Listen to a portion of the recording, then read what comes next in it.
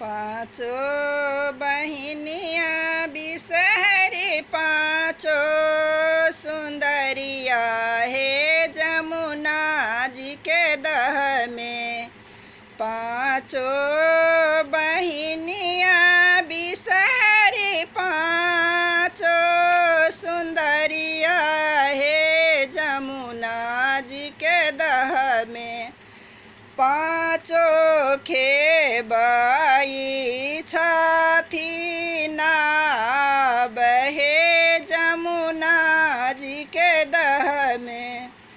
पाँचों खेबाई छाती नाव हे जमुना जी के दह में।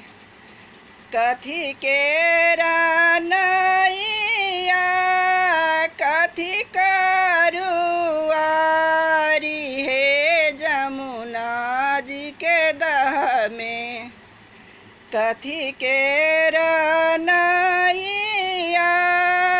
कथी करुआरी हे जमुना जी के दह में।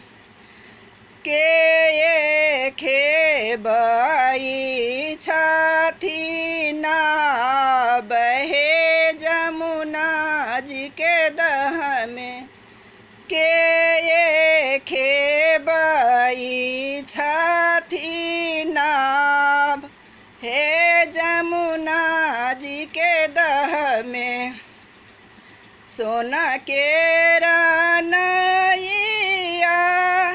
रूपे करुआरी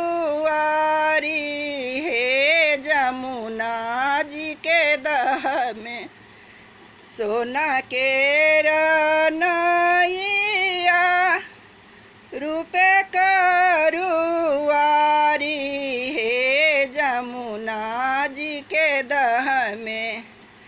बिसहरी खेबाई छाती नाव हे जमुना जी के दह में। बिसहरी खेबाई छाती नाव हे जमुना जी के दह में।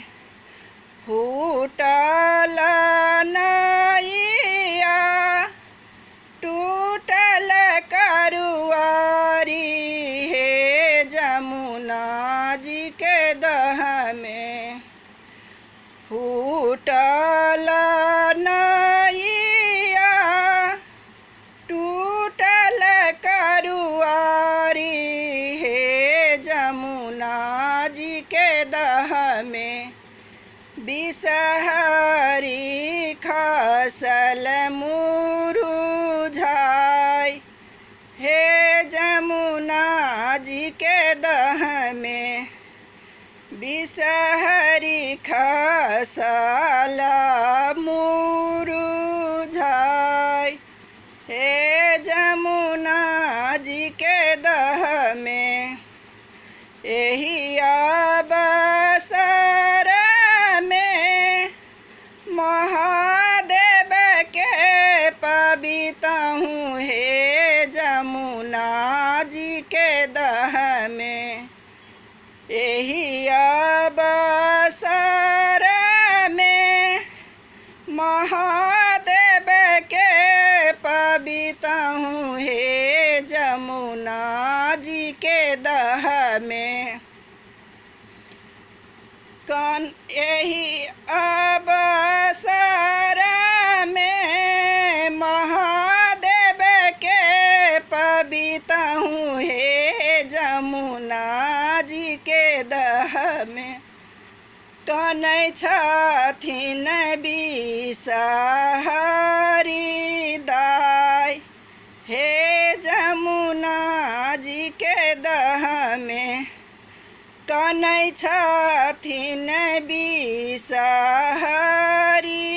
दाई हे जमुना जी के दह में।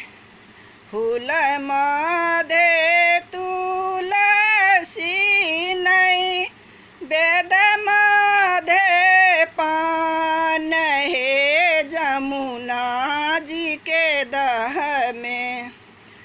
फल माधे तुलसी नहीं वेद माधे पान हे जमुना जी के दह में।